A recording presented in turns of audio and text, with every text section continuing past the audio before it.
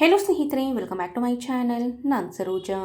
ಸ್ನೇಹಿತರೆ, ಇದೊಂದು most requested video. ತುಂಬ ಅಂದರೆ ತುಂಬ ಜನ ನನಗೆ ಕಮೆಂಟ್ ಮಾಡಿ ಕೇಳ್ತಿರ್ತಾರೆ, ಮ್ಯಾಮ್ ಹೇರ್ ಗ್ರೋತ್ ಆಗ್ತಿಲ್ಲ, ಮತ್ತು ತುಂಬಾ ಹೇರ್ ಫಾಲ್ ಆಗ್ತಿದೆ, ಮತ್ತು ಡ್ಯಾನ್ಡ್ರಫ್ ಪ್ರಾಬ್ಲಮ್ ಇದೆ, ಬಿಳಿ ಕೂದಲಿನ ಸಮಸ್ಯೆ ಇದೆ ಅಂತ. ಬಟ್ ಈ ಒಂದು ಹೇರ್ ಆಯಿಲ್ನ ನೀವು ವಾರದಲ್ಲಿ 2 ಬಾರಿಯಾಗಿ ಯೂಸ್ ಮಾಡ್ತಾ ಬನ್ನಿ. ಟ್ರಸ್ಟ್ ಮೀ, ತುಂಬಾ ಒಳ್ಳೆ ರಿಸಲ್ಟ್ ಕೊಡುತ್ತೆ ಅಂತಲೇ ಹೇಳ್ಬೋದು. ಮೇಯ್ನಾಗಿ ಹೇರ್ ಫಾಲ್ನ ಕಡಿಮೆ ಮಾಡೋದಕ್ಕೆ ಆಗಿರ್ಬೋದು. ನಿಮ್ಗೆ ಏನಾದರೂ ಹೇರ್ ಗ್ರೋತೇ ಆಗ್ತಿಲ್ಲ, ಹೇರ್ ಫಾಲ್ ಆಗ್ತಿದೆ ಅಂತ ಅಂದರೆ ಸೊ ಈ ಒಂದು ಹೇರ್ ಆಯಿಲ್ನ ಯೂಸ್ ಮಾಡ್ತಾ ಬನ್ನಿ. ಈ ಒಂದು ಹೇರ್ ಆಯಿಲ್ ನಿಮಗೆ ಮಾರ್ಕೆಟ್ಗಳಲ್ಲಿ ತುಂಬ ಕಾಸ್ಟ್ಲಿ ಆಗುತ್ತೆ ಅಂತಲೇ ಹೇಳ್ಬೋದು.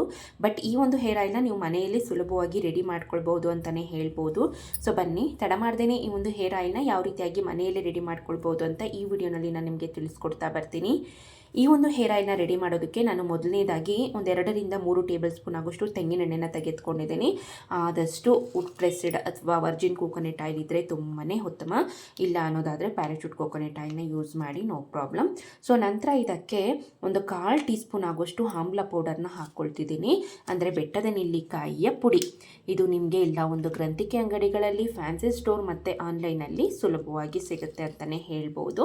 1/4 ಟೀ ಸ್ಪೂನ್ ಆದರೆ ಸಾಕು, ಜಾಸ್ತಿ ಏನೂ ಬೇಕಾಗೋದಿಲ್ಲ. ಸೊ ನಂತರ ಇದಕ್ಕೆ ನಾನು ಕರಿ ಲೀವ್ಸ್ ಪೌಡರ್ನ 1/2 ಟೀ ಸ್ಪೂನ್ ಆಗೋಷ್ಟೇ ಹಾಕ್ಕೊಳ್ತಿದ್ದೀನಿ. ಅಂದರೆ ಆಮ್ಲ ಪೌಡರ್ನ ಎಷ್ಟು ಹಾಕ್ಕೊಂಡಿದ್ದೀನೋ ಸೊ ಅಷ್ಟನ್ನೇ ನಾನು ಇಲ್ಲಿ ಹಾಕ್ಕೊಳ್ತಿದ್ದೀನಿ.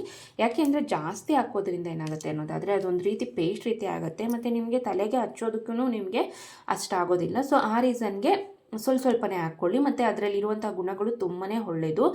ಕರಿ ಲೀವ್ಸ್ ಪೌಡರ್ ಅಂದರೆ ನಾನು ಕರಿಬೇವನ್ನೇ ಚೆನ್ನಾಗಿ ಒಣಗಿಸ್ಕೊಂಡು ಅದರ ಪೌಡರ್ನ ರೆಡಿ ಮಾಡಿ ಇಟ್ಕೊಂಡಿದ್ದೀನಿ, ಅದನ್ನು ಯೂಸ್ ಮಾಡ್ತಿದ್ದೀನಿ. ನೀವು ಮನೆಯಲ್ಲೇ ಒಂದೇ ದಿನಕ್ಕೆ ಆ ಒಂದು ಪೌಡರ್ನ ರೆಡಿ ಮಾಡ್ಕೊಳ್ಬಹುದು.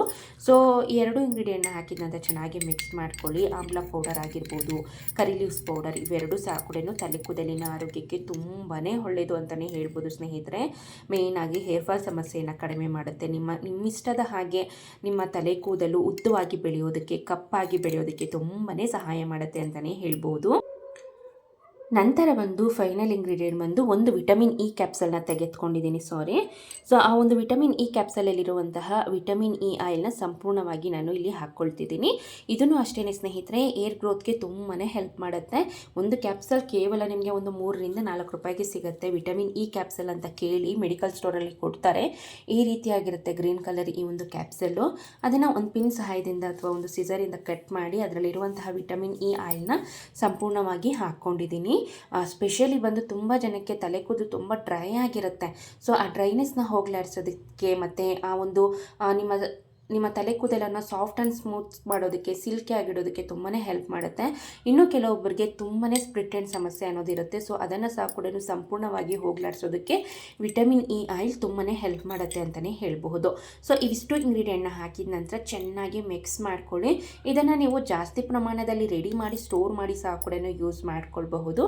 ಸೊ ಈ ಒಂದು ಹೇರ್ ಆಯಿಲ್ನ ಯಾವ ರೀತಿ ಫೈನಲಾಗಿ ಯೂಸ್ ಮಾಡೋದು ಅನ್ನೋದಾದರೆ ಏನಿಲ್ಲ, ನೀವು ನಾಳೆ ತಲೆಗೆ ಸ್ನಾನ ಮಾಡ್ತೀರಾ ಅನ್ನೋದಾದರೆ ಇವತ್ತು ನೈಟೇ ತಲೆ ಬುಡಕ್ಕೆ, ತಲೆ ಕೂದಲಿಗೆಲ್ಲ ಸಹ ಕೂಡ ಹಚ್ಚಿ ಒಂದು ನಾಟ್ ಹಾಕಿ ಬಿಟ್ಬಿಡಿ. ಇಲ್ಲ ಅನ್ನೋದಾದರೆ ಮಿನಿಮಮ್ ಅಂದರೆ ಒಂದು 5 ರಿಂದ 6 ಗಂಟೆಗಳ ಕಾಲನಾದರೂ ಬಿಡಬೇಕು. ಯಾಕೆ ಅಂದರೆ ಅದರಲ್ಲಿರುವಂಥ ಗುಣಗಳೆಲ್ಲ ಸಹ ಕೂಡ ನಮ್ಮ ಸ್ಕ್ಯಾಲ್ಪ್ಗೆಲ್ಲ ಸಹ ಕೂಡ ಹೀರ್ಕೊಂಡು ಏರ್ ಗ್ರೋತ್ ಆಗೋದಕ್ಕೆ ತುಂಬಾ ಹೆಲ್ಪ್ ಮಾಡುತ್ತೆ. ಸೊ ಆ ರೀಸನ್ಗೆ ಆದಷ್ಟು ನೀವು ಎಷ್ಟು ಹೊತ್ತು ಬಿಡ್ತೀರೋ ಸೊ ಅಷ್ಟು ಒಳ್ಳೆಯದು ಅಂತಲೇ ಹೇಳ್ಬೋದು ತಲೆಯಲ್ಲೇ. ಸೊ ನಂತರ ನೀವು ಯೂಸ್ ಮಾಡುವಂಥ ಶ್ಯಾಂಪೂನ ಯೂಸ್ ಮಾಡಿ ಹೇರ್ ವಾಶ್ ಮಾಡಿದ್ರೆ ಆಯಿತು. ಸೊ ಆದಷ್ಟು ಮೈಲ್ಡ್ ಆಗಿರುವಂಥ ಶ್ಯಾಂಪೂನ, ನ್ಯಾಚುರಲ್ ಶ್ಯಾಂಪೂನ ಯೂಸ್ ಮಾಡಿ. ಇಲ್ಲ ಅನ್ನೋದಾದರೆ ಸೀಗೆಕಾಯಿನ ಸಹ ಕೂಡ ಯೂಸ್ ಮಾಡ್ಕೊಳ್ಬಹುದು ನೀವು. ಸೊ ಯೂಸ್ ಮಾಡಿ